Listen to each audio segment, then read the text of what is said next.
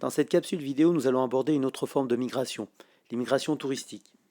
Il convient tout d'abord de définir ce qu'est un touriste international.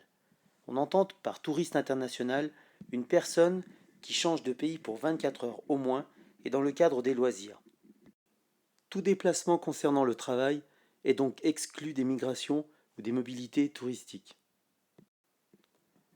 Comment évoluent les mobilités touristiques internationales? On observe sur ce graphique que le nombre de touristes ne cesse d'augmenter à l'échelle mondiale.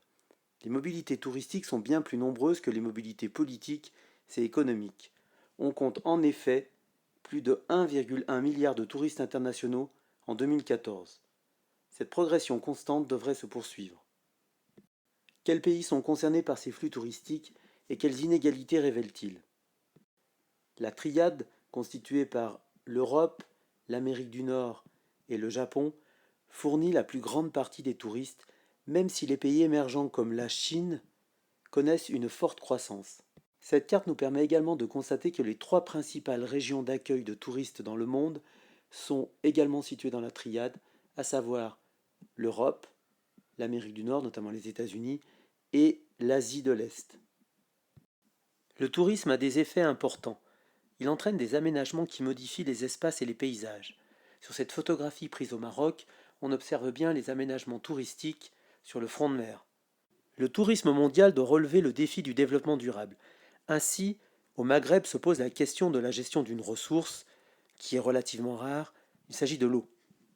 Les effets des mobilités ne sont pas qu'environnementaux.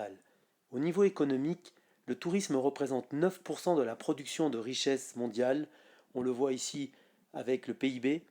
Un emploi sur 11 représente 1400 milliards de dollars américains d'exportation.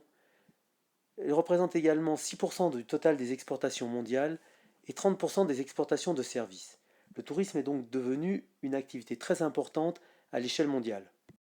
Le tourisme est une activité mondialisée, mais cette activité connaît des mutations liées au développement durable. Ainsi, un pays d'Amérique centrale, le Costa Rica, a fait le choix du tourisme durable. Qu'est-ce que cela signifie? Ces deux photographies sont révélatrices d'un choix fort du Costa Rica. Il a refusé l'urbanisation touristique littorale.